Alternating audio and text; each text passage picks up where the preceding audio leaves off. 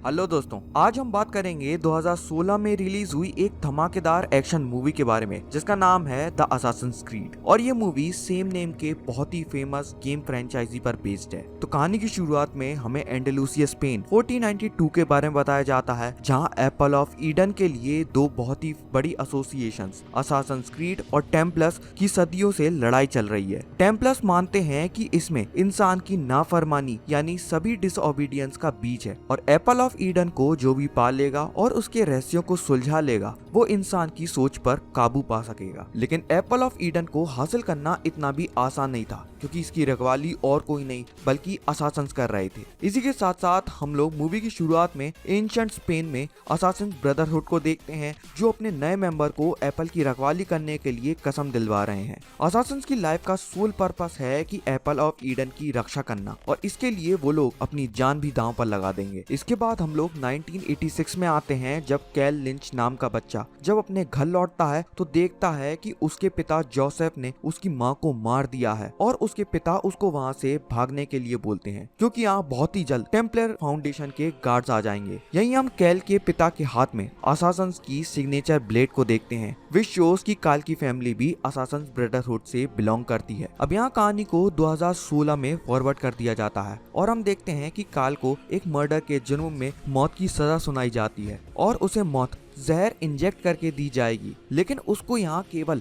बेहोश किया जाता है। होश में आते ही वो अपने आप को एक रिसर्च लैब में पाता है, जहाँ डॉक्टर सोफिया राइकिन उससे मिलती हैं, और सोफिया टेम्पलर रिसर्च फाउंडेशन की हेड है। अब कैल यहाँ से भागने की कोशिश करता है तो देखता है कि ये तो बहुत ही बड़ी फैसिलिटी है। डॉक्टर सोफिया उसे बताती हैं कि वो दुनिया की नजरों में अब मर चुका है। मानव जाति की भलाई के लिए और वायलेंस को मिटाने के लिए वो लोग एप्पल ऑफ ईडन को ढूंढ रहे हैं, और इसीलिए इन लोगों को कैल की मदद चाहिए, क्योंकि कैल ही एग्यूलर का वंशज है, और आखिरी बार उस एप्पल को एग्यूलर नाम के असासिन के पास ही देखा गया था। इसके बाद डॉक्टर सोफिया काल को एक मशीन जिसका नाम एनिमस है उससे कनेक्ट करती है, और इसके जरिए वो अपने पूर्वजों की यादों को एक्सेस कर सकेगा। अब कैल के डीएनए स्ट्रिंग में से ये लोग एग्यूलर यानी 1492 के उसके पूर्वजों की यादों को एक्सेस करते हैं। डॉक्टर सोफिया कैल को बताती है कि ये एग्यूलर के डीएनए स्ट्रक्चर में लिखा उसका पास्ट है। काल कुछ टाइम के लिए वो सब देख सकेगा, सुन सकेगा और महसूस कर सकेगा जो भी एग्यूलर ने अपने टाइम में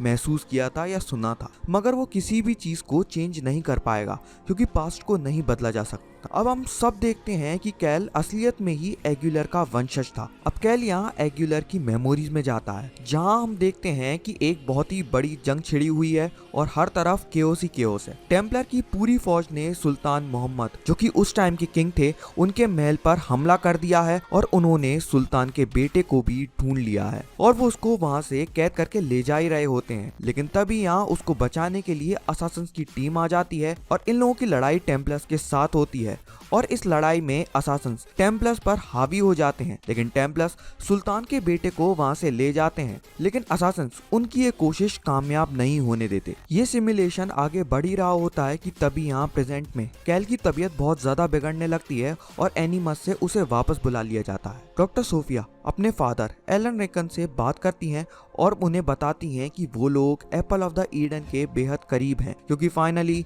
इन लोगों ने एग्यूलर के डीएनए से उसकी मेमोरीज को निकाल लिया है। और एलन ये बात सुनकर बहुत ही ज्यादा खुश होता है। अब यहाँ एलन की मुलाकात एलन के से होती है, जो कि टेम्पलर फाउंडेशन की हेड है, और वो एलन को एप्पल ऑफ द ईडन के इतने करीब पहुंचने के लिए कांग्रेचुलेट करती है। लेकिन इसी के साथ साथ वो एलन को वार्न भी करती है कि इन लोगों को जल्दी से एप्पल ऑफ द ईडन ढूंढना होगा, नहीं तो टेम्पलर एसोसिएशन इनकी रिसर्च विंग को बंद करवा देंगे। वहीं दूसरी साइड कैल फाइनली जाग जाता है, और डॉक्टर सोफिया कैल से मिलने के लिए उसके सेल में आती हैं, तो कैल उसे वहां मारने की कोशिश करता है। लेकिन डॉक्टर सोफिया कैल को कन्विंस कर लेती हैं, और उसे अपनी मरी हुई माँ के बारे में याद दिलाती हैं। यहाँ कैल उनसे पूछता है कि तुम मेरे बारे में इतना कैसे जानती हो। तब सोफिया उसको बताती है कि जब वो गिरफ्तार हुआ था तो उन लोगों ने उसके डीएनए सैंपल को एग्यूलर से मैच किया था, और यहाँ से ये लोग कंफर्म हो गए थे कि इन लोगों को एप्पल ऑफ द ईडन तक कैल ही पहुंचा सकता है। सोफिया कैल को बताती है कि उसके पापा जैसे ही एक असासिन ने उसकी माँ को भी मार डाला था, तो अगर किसी तरह कैल इन लोगों को एप्पल ऑफ द ईडन तक पहुंचा दे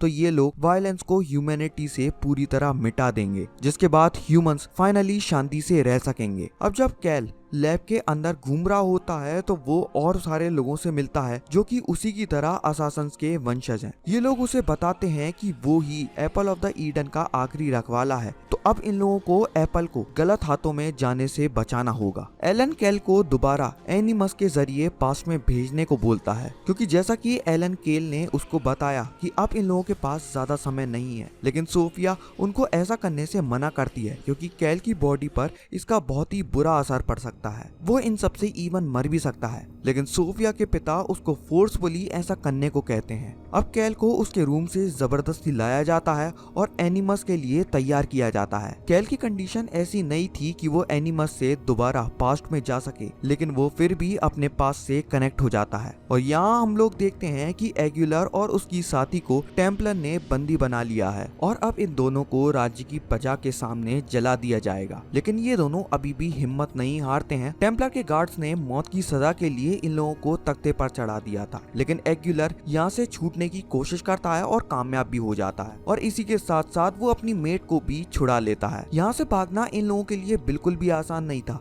क्योंकि इनके आगे पीछे हर जगह टेम्पलर की पूरी फौज पड़ गई थी। लेकिन फिर भी जैसे तैसे करके ये लोग इस फौज से अपना पीछा छुड़ाकर भागने में कामयाब हो ही जाते हैं। बट अगेन यहाँ कैल का कनेक्शन एनिमस से टूट जाता है और वो नीचे गिर जाता है। अब हम देखते हैं कि कैल की कंडीशन बहुत बिगड़ चुकी है और उसकी बॉडी भी पैरालाइज हो रही है, बट ये पैरालिसिस टेम्पररी रहता है और सोफिया फाइनली उसे क्योर कर ही लेती है। ये सब कुछ कैल को बिल्कुल भी ठीक नहीं लग रहा था, क्योंकि अगर ऐसा ही चलता रहा तो वो मारा जाएगा। बट सोफिया उसको समझाती है कि अगर कैल अपनी फ्री विल से बिना किसी प्रेशर के वहाँ जाएगा तो उसको कुछ भी नहीं होगा। बट जैसा कि हम लोग जानते हैं कि सोफिया के पिता एलन के पास बिल्कुल भी समय नहीं है, तो वो कैल को रेडी करने के लिए उसे उसके फादर के पास ले जाता है, जो कि इसी रिसर्च फैसिलिटी में है। कैल अपने पिता से बहुत नफरत करता है क्योंकि उसके पिता ने उसकी माँ को मार डाला था। तब कैल अपने पिता से मिलता है, उसके हाथ में एक ब्लेड रहती है और वो अपने फादर को मारने ही वाला रहता है, लेकिन यहाँ वो रुक जाता है और यहाँ पर उसके फादर उसे बताते हैं कि एक्चुअल में उन्होंने उसकी माँ को इसलिए मारा था ताकि वो लोग उन सभी को टेम्पलर से बचा सकें। वो कैल से रिक्वेस्ट करते हैं कि वो चाहे तो उसे बिल्कुल मार दे, बट एनिमस में दोबारा ना जाए, क्योंकि इससे टेम्पलर्स को एप्पल की लोकेशन के बारे में पता चल जाएगा और इन लोगों की ब्रदरहुड तबाह हो जाएगी। लेकिन कैल अपने पिता पर बिल्कुल भी यकीन नहीं करता और अब वो अपनी मर्जी से एनिमस के जरिए अपने पास में जाने का तय करता है, ताकि वो टेम्पलर्स को एप्पल की लोकेशन के बारे में बताकर असासिन्स ब्रदरहुड को डिस्ट्रॉय कर सके। ये कहकर वो एनिमस के पास जा ही रहा होता है कि तभी असासिन्स के बाकी वंशज उस पर अटैक कर देते हैं ताकि वो मर जाए और एप्पल ऑफ ईडन एक राज ही रहे। लेकिन तभी वहाँ टेम्पलर के गार्ड्स आ जाते हैं और कैल को बचा लेते हैं। अब कैल जब दोबारा एग्युलर की मेमोरीज में जाता है तो देखता है कि टेम्पलर की फौज ने सुल्तान के शहजादे के बदले एप्पल ऑफ ईडन की मांग की और सुल्तान को बताया कि अब कोई भी असासन उसकी हिफाजत करने के लिए नहीं आ पाएगा। तो सुल्तान उन्हें वो एप्पल सौंपने के लिए रेडी हो जाता है। लेकिन तभी वहाँ एग्युलर और उसकी मेट आ जाती है और सभी सिपाहियों को मारते हुए सुल्तान के पास आ जाती है। यहीं पर टेम्पलर्स के हेड फादर थॉमसन और उसका सेनापति भी रहता है। यहाँ इन सभी की लड़ाई होती है और इस लड़ाई में एग्युलर की मेट मारी जाती है। वो इस बात से बहुत ज्यादा दुखी होता है क्योंकि वो उससे प्यार करता था, बट अब एग्युलर इस सेनापति को भी मार डालता है और वहाँ से एप्पल ऑफ ईडन को लेकर भागता है। यहाँ वो एक ब्रिज पर दोनों ही साइड से घिर जाता है और उसके पास और कोई ऑप्शन नहीं रहता, तो वो इसी बड़े ब्रिज से नीचे छलांग लगा देता है। और यार इसी बड़ी सी जंप को हम लोग गेम्स में लीप ऑफ फेथ बोलते हैं। अब एग्युलर एक मिलिट्री पोस्ट पर पहुंच जाता है और एप्पल ऑफ ईडन एक दूसरे इंसान को सौंपता है और उससे इसकी रक्षा करने को बोलता है। तभी हमें यहाँ पता चलता है कि वो व्यक्ति और कोई नहीं बल्कि क्रिस्टोफर कोलंबस है। और अभी जहाँ कोलंबस दफन है वहीं पर इन लोगों को एप्पल ऑफ ईडन भी मिल जाएगा। यहाँ कैल एक और विजन देखता है जहाँ उसके पास उसके बहुत सारे पूर्वज आते हैं और उससे बात करते हैं और इन्हीं में से एक उसकी माँ भी रहती है और वो उसे एप्पल को प्रोटेक्ट करने की बात कहती है, क्योंकि ये लोग असासिन्स हैं और इनका काम ये है एप्पल को प्रोटेक्ट करना। जानना। कैल यहाँ से समझ जाता है कि उसके पिता उससे सच बोल रहे थे और इसी टाइम हम देखते हैं कि दूसरे असासिन्स भी आउटब्रेक कर देते हैं, मगर फाउंडेशन की सिक्योरिटी वाले एनिमस को पूरी तरह सील कर देते हैं। अब सोफिया अपने पिता के साथ स्पेन के लिए रवाना होती है, जहाँ से वो एप्पल ऑफ ईडन हासिल कर लेती है। लेकिन तभी कैल डिसाइड करता है कि वो ऐसा नहीं होने देगा, क्योंकि वो भी एक असासिन है। इसके बाद वो अपने सभी साथियों के साथ मिलकर हथियारों से लैस हो जाता है और यहाँ के गार्ड्स के साथ इन लोगों की लड़ाई स्टार्ट हो जाती है। यहीं हमें पता चलता है कि doctor Allen apple of Eden का इस्तेमाल दुनिया की भलाई के लिए नहीं, बल्कि इंसानियत के खिलाफ उसका प्रयोग करेंगे और इस एप्पल से ये लोग इंसानियत को अपने काबू में ला सकेंगे। लेकिन ये बात सोफिया को बिल्कुल भी नहीं पता थी। इसी साइड हम लोग देखते हैं कि सारे असासिन्स मिलकर इस फैकल्टी के सारे गार्ड्स को मौत के घाट उतार देते हैं, लेकिन इसमें इन लोगों के बहुत सारे असासिन्स भी मारे जाते हैं। डॉक्टर सोफिया और एलन यहाँ से अपने हेलीकॉप्टर से रवाना हो जाते हैं और कैल